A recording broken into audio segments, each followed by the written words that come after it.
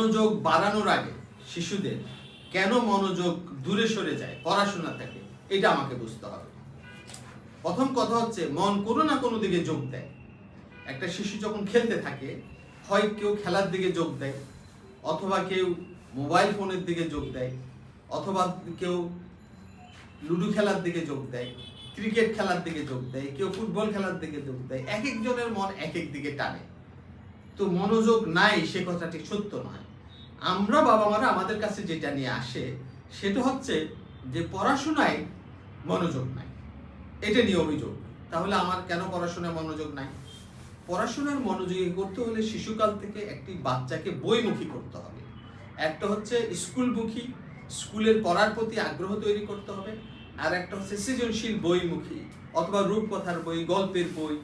বইয়ের প্রতি যখন তার আগ্রহ বা উৎসাহ বা টান তৈরি হবে, আমরা এটাকে বলি প্রেরণা, এটাকে বলে মোটিভেশনাল ফোর্স।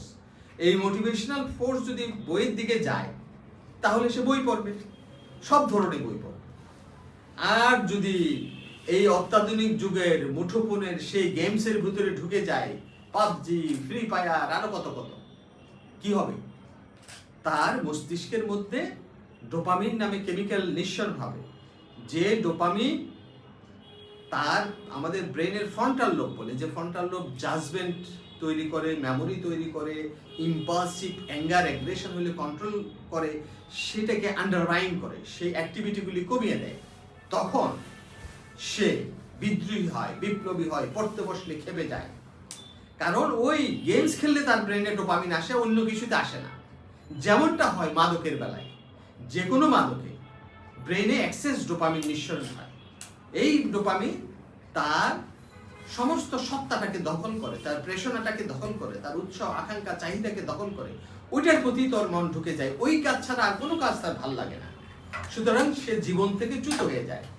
এমনি ভাবে যারা মোবাইল গেমের নেশায় আক্রান্ত হয়, নেটের নেশায় আক্রান্ত হয়, রাত জেগে নেট খেলে, গেমস খেলে, বা আজে বাজে ওয়েবসাইটে ঘুরে বেড়ায়, ওই সবগুলো তার ব্রেইনে ডোপামিন রিলিজ করে। সেটা পাওয়ার জন্য সে ব্যাকুল থাকে, বাবা মার সাথে তুচ্ছ তাচ্ছিল্য করে, মারপিট পর্যন্ত করে, মাকে পর্যন্ত মারতে চায়।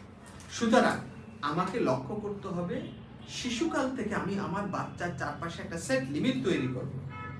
এই সেট লিমিটের মধ্যে কিছু নিয়ম নীতি শৃঙ্খলা থাকবে, যে তুমি একটু করতে পারবে, একটু করার জন্য তোমার ফ্রিডম আছে, আমি তোমার ফ্রিডম হরণ করছি না, কিন্তু এই সীমার বাইরে তুমি যেতে পারবে না।